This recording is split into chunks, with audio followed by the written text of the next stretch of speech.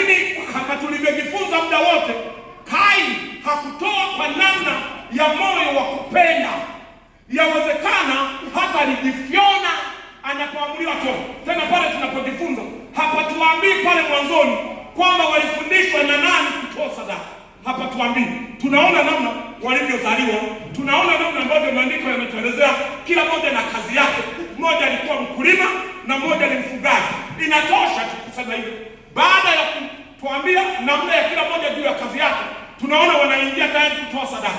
Haituambii walifundishwa na Mungu, haituambii walifundishwa na wazazi wao wale Adam na Eva, haituambii. Bila tunachojua lazima kuna elimu ya Mungu iliingia ndani yao, aidha kupitia wazazi, aidha Mungu alisema nao. Unanielewa? Wanaingia kutoa sadaka. Wanatoa sadaka, lakini kwa namna ya ile sadaka wanamwendea Mungu tofauti. Moja si kwa moyo, moja kwa moyo. Anatoa tena sehemu ya mifugo yake, ya wale walionona wazuri. Sadaka yake inapata kibali, lakini kwa imani. Tunaposema kwa imani ni kwa nini? Hatuoni wakati huo wote watoto hawa wa mzee Adam na Eva wamezaliwa, hatuoni kwamba wao walikutana na Mungu mahali. Tunaweza kuwashuhudia kwamba walikutana na Mungu na alisema nao ni wenyewe wazazi wao. Mara baada ya kuwaweka bustani, ameweka kwenye bustani, wamekaa pale, wamefanya makosa na baadaye wamezaa watoto. Hatuoni mwendelezo wa Mungu kukutana na hawa watoto, maandiko yakatuelezea. Ila tunajua lazima wasingefanya jambo kama wasingekuwa wamepata elimu yoyote ya Mungu. Sasa hiyo elimu ya Mungu walianza kuambiwa, pengine kufundishwa. Ndio maana neno linasema kwa imani. Yawezekana walishuhudiwa juu ya jinsi Mungu alivyo Mungu wa baraka, wakaamini. Akaamini yule mwingine alitoa tu kwa sheria. Na ndio maana tunatamani unapotoa usitoe kwa sheria, kwa sababu tunasema tutoe.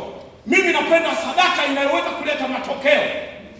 Na sadaka ni muhimu sana ukitoa, na hata kabla ya kutoa na ukitoa kuendelea kuiombea. Ni muhimu kuendelea kuiombea. Kwa sababu nataka nikufundishe kitu. Kwa nini unataka kuiombea sadaka kabla hujatoa na baada ya kutoa? Tunaona hawa wawili, Kaini na Habili, wote walitoa. Lakini utoaji wao ulifuatiliwa na adui Shetani. Shetani alifuatilia mapema. Yawezekana alienda kwa Habili, akagonga hodi, akaona yuko mganga ameimarisha moyo wake kwa Mungu, amempenda Mungu vilivyo. Shetani na adui akakosa nafasi, kwa sababu adui kawaida yeye adui anagonga hodi kila wakati.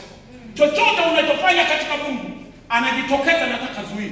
Na ndio maana tutakubaliana na wengi hapa. Wapo ambao Shetani amewazuia mara nyingi kufanya mambo ambayo Roho Mtakatifu anamwambia. Amewazuia. Jina la Bwana libarikiwe. Sasa Kaini anajaribu kutoa, Shetani anamzuia, anafanya vurugu kwenye moyo wake. Anaanza kumpa akili, umtolee Mungu yote hivi na Mungu naye. Kwa nini? Pengine alikuwa na kaubishi fulani. Na ndio maana hata leo nataka nikwambie hivi. Unapomtolea Mungu usisite hata unapoamuliwa. Na uzuri wake unamtolea Mungu kwa kadiri ya neno ambalo Mungu amekubariki. Wakati mwingine hizi sadaka zinaweza kwa mtu kutoa kwa kusitasita na moyo ulie kunjamana na sura iliyokunjamana kama ya Kaini. Sadaka hizi wakati mwingine zimewaletea watu madhara. Ila huenda kwa sababu ya ufahamu mdogo, wapo watu wengi wanapata madhara alafu hawajui kwamba madhara yanatokana na kutokuwa waaminifu mbele za Mungu. Kwa sababu andiko halijawahi kuexpire. Biblia haijawahi kuexpire. Ilichoweza kusema wakati ule ni hai tangu wakati ule na hata sasa. Bwana Yesu asifiwe. Haleluya. Kuna mikwamo mingi tunakwama katika maisha. Mengine mikwamo inatokana na kutokuwa waaminifu mbele za Mungu. Unakuwa mjanja mbele ya mjanja mkuu Mungu.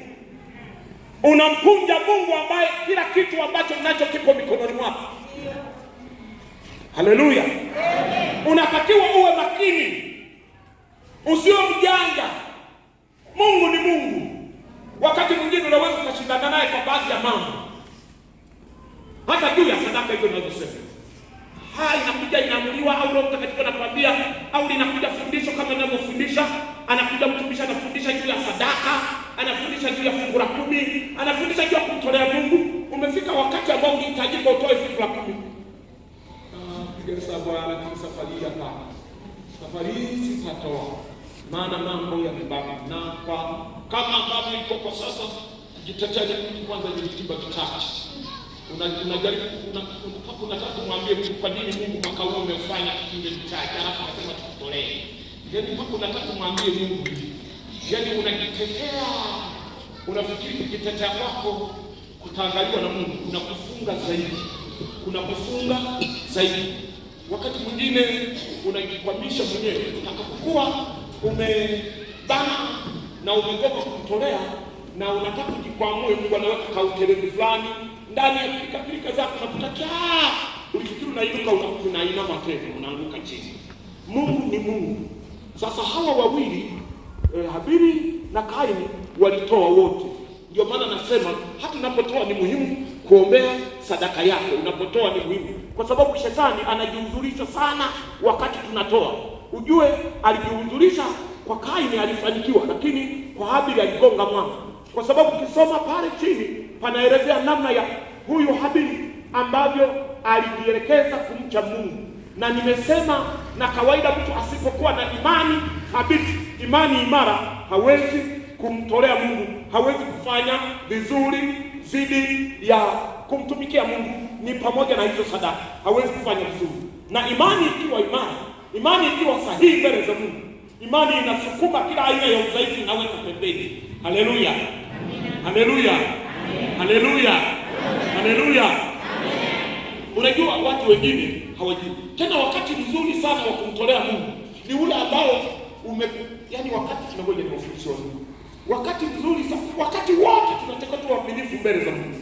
Lakini wakati ambao kuna hatari sana ya walio wengi kushindwa kumtolea Mungu ni ule wakati